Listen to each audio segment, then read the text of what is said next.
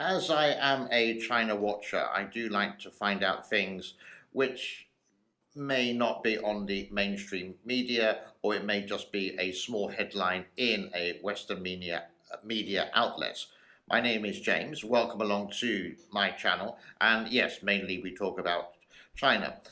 What's happening today is sort of like maybe a little bit of an exclusive. And we can see from the headlines as we go through this, China has built massive quarantine camps. These quarantine camps related to COVID-19, which is raising its ugly head once again, I think for the third time in China this year. And this is part of the CCP, part of their zero COVID policy. Lockdowns, when one person in a community tests positive for whatever reason, or the alarm goes off on their trace and track application on their phone, then the whole community goes on to lockdown.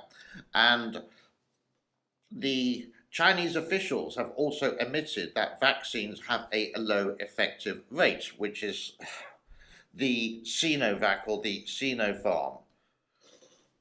Even residents in Beijing, returning to Beijing, are not allowed to return. They have to stay outside Beijing's district, so to speak, until they are allowed back in. Let's take a break.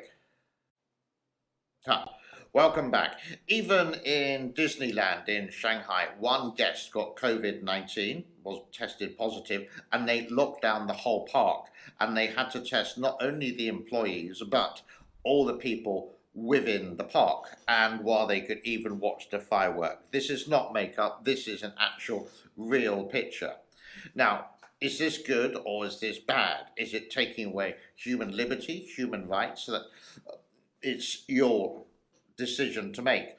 For me, I can agree, but I can also disagree. But I think it should be done in a polite way, not a very aggressive way.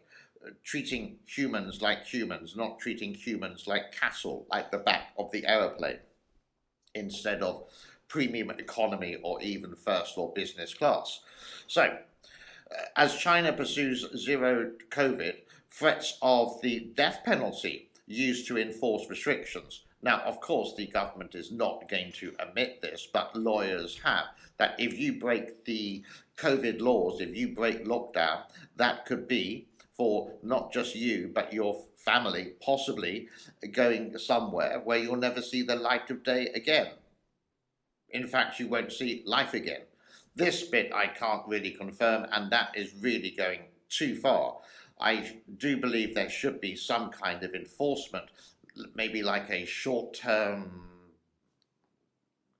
slap on the wrist, so to speak, and going to some place where they can monitor you, like a COVID hospital underneath a bridge or something, or one of these hospitals that China can build within 10 days. Let's take another break. So, in response with their zero policy on COVID, China builds massive 19 quarantine camps for 4,000 people as the outbreak continues.